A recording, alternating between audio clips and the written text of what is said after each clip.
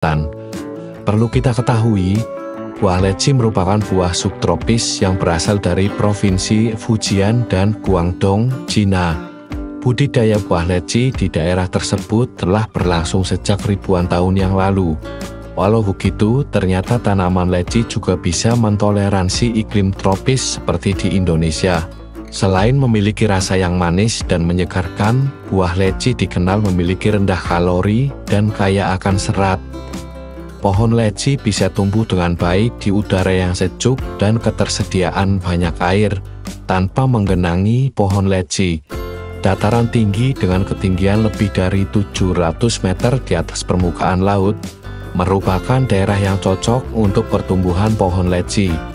Suhu udara yang disarankan sekitar 9 hingga 19 derajat Celcius selama musim hujan dan 25-33 derajat Celcius selama musim kemarau. Di Australia sendiri, buah leci sudah dibawa dan dibudidayakan sekitar 100 tahun yang lalu, dan kebanyakan dapat tumbuh di bagian New South Wales.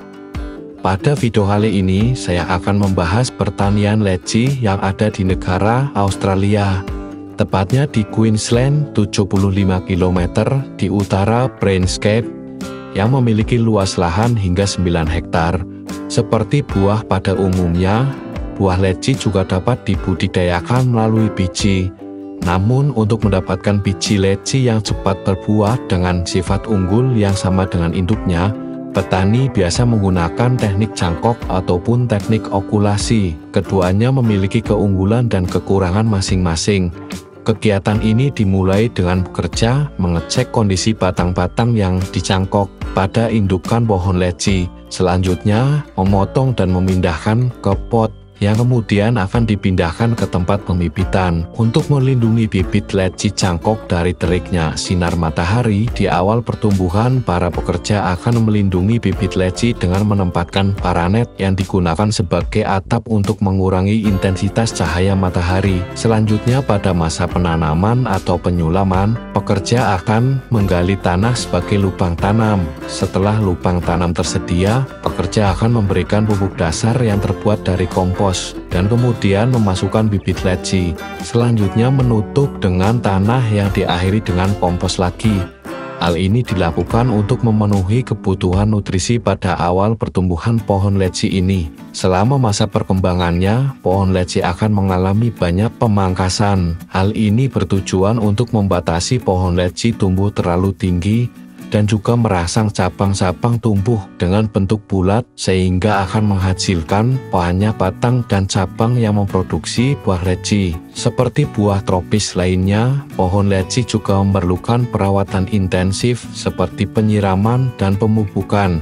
Untuk pemupukan sendiri menggunakan kombinasi antara pupuk organik dan non-organik. Penyulaman dilakukan untuk mengganti bibit tanaman leci yang mati dan juga penyemprotan untuk melawan serangan penyakit seperti hama yang sering menyerang tanaman ini. Masa panen buah leci yang dibudidayakan dari bijinya memerlukan waktu lebih lama, sekitar 4-5 tahun setelah penanaman. Berbeda dengan bibit leci yang dari cangkok akan berbuah lebih cepat, sekitar 2 tahun setelah penanaman. Bunga pohon leci termasuk hermaprodit, yaitu serbuk sari dan putik dalam satu bunga, sehingga penyerbukan alami lebih mudah terjadi.